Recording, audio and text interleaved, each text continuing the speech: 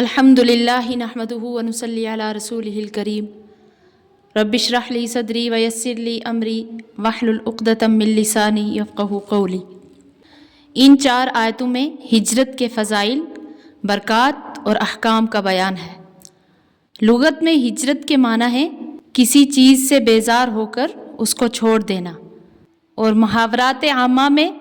ہجرت کا لفظ وطن کو چھوڑنے کے لیے بولا جاتا ہے۔ اصطلاح شرع میں دار الکفر کو چھوڑ کر دار الاسلام میں چلے جانے کو ہجرت کہتے ہیں۔ اعوذ باللہ من الشیطان الرجیم، بسم اللہ الرحمن الرحیم۔ ان الذین توفاہم الملائکۃ،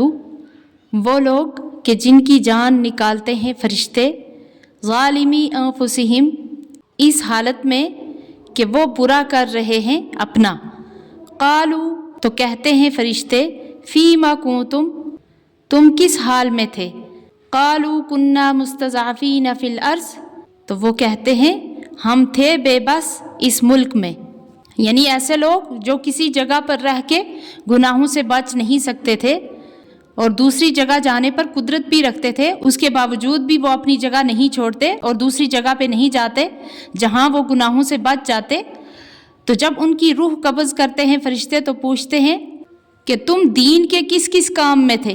یعنی دین کے کیا کیا ضروری کام کیا کرتے تھے، تو وہ جواب میں کیا کہتے ہیں کہ ہم اپنی سرزمین میں محض مغلوب تھے، اس لیے بہت سی ضروریات دین پر عمل نہیں کر سکتے تھے، یعنی ان فرائض کو چھوڑنے میں معذور تھے ہم۔ قالوا، تو فرشتے کہتے ہیں، الم تکن ارض اللہ واسعۃ فتہاجروا فیہا، کیا نہ تھی زمین اللہ کی کشادہ جو چلے جاتے وطن چھوڑ کر وہاں، یعنی فرشتے کہیں گے کہ اگر آپ اس جگہ پہ اپنے فرائض ادا نہیں کر سکتے تھے تو کسی دوسرے حصے میں چلا جانا چاہیے تھا اور وہاں جا کر فرائض کو ادا کر سکتے تھے، تو اس سے وہ لوگ لاجواب ہو جائیں گے اور جرم ان کا ثابت ہو جائے گا۔ فَأُولَٰئِكَ مَأْوَاهُمْ جَهَنَّمُ، تو پس ایسوں کا ٹھکانہ جہنم ہے، وَسَاءَتْ مَصِيرًا، اور وہ بہت بری جگہ ہے۔ إِلَّا الْمُسْتَضْعَفِينَ مِنَ الرِّجَالِ، ہاں مگر جو ہیں بے بس مردوں میں سے، وَالنِّسَاءِ، اور عورتوں میں سے، وَالْوِلْدَانِ، اور بچوں میں سے، لَا يَسْتَطِيعُونَ حِيلَةً وَلَا يَهْتَدُونَ سَبِيلًا، جو نہیں کر سکتے کوئی تدبیر اور نہ جانتے ہیں کہیں کا راستہ، یعنی جو لوگ اس ہجرت پر یعنی اپنی جگہ کو چھوڑ کر دوسری جگہ چلے جانے پر قدرت نہیں رکھتے تو وہ ان سے الگ ہے، چاہے وہ مردوں میں سے ہو، عورتوں میں سے ہو، بچوں میں سے ہو۔ فَأُولَٰئِكَ عَسَى اللَّهُ أَن يَعْفُوَ عَنْهُمْ، پس ایسوں کو امید ہے کہ اللہ معاف کر دے، وَكَانَ اللَّهُ عَفُوًّا غَفُورًا، اور اللہ ہے معاف کرنے والا، بخشنے والا۔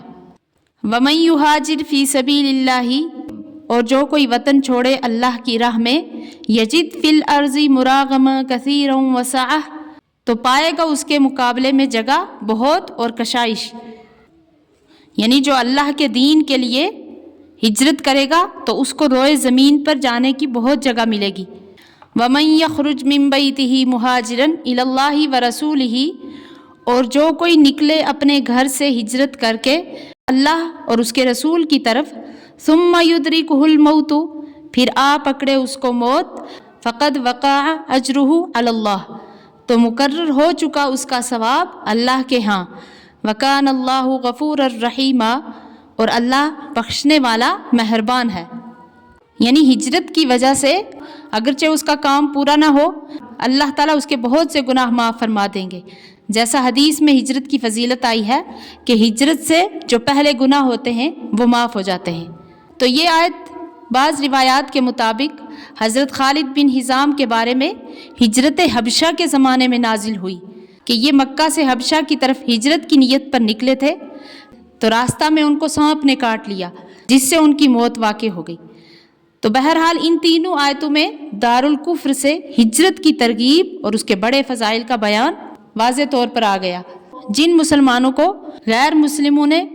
ان کے مسلمان ہونے کی وجہ سے زبردستی نکال دیا ہے، یہ سب لوگ شرعی معنی کے اعتبار سے مہاجر ہیں۔ ہاں البتہ جو تجارتی ترقی یا ملازمت کی سہولتوں کی نیت سے منتقل ہوئے وہ شرعاً مہاجر کہلانے کے مستحق نہیں۔ یا اسی طریقے سے ہندوستان سے پاکستان کی طرف منتقل ہونے والے مسلمان جو دارالکفر سے بیزاری کے سبب اپنے اختیار سے نکلے ہیں وہ سب مہاجر ہیں، یعنی ان کو ہجرت کا ثواب ملے گا۔ صحیح بخاری کی حدیث میں حضور صلی اللہ علیہ وسلم کا ارشاد ہے کہ جو شخص اللہ تعالیٰ اور اس کے رسول صلی اللہ علیہ وسلم کی نیت سے ہجرت کرتا ہے تو ان کی ہجرت اللہ اور رسول ہی کے لیے ہے، یعنی یہ صحیح ہجرت ہے، جس کے فضائل اور برکات قرآن میں مذکور ہیں۔ اور جس شخص نے کسی مال کی طلب یا کسی عورت کے نکاح کے خیال سے ہجرت کی ہو تو اس کی ہجرت کا معاوضہ وہی چیز ہے جس کی طرف اس نے ہجرت کی۔ اللہ تعالیٰ صحیح سمجھنے کی توفیق عطا فرمائے، آمین۔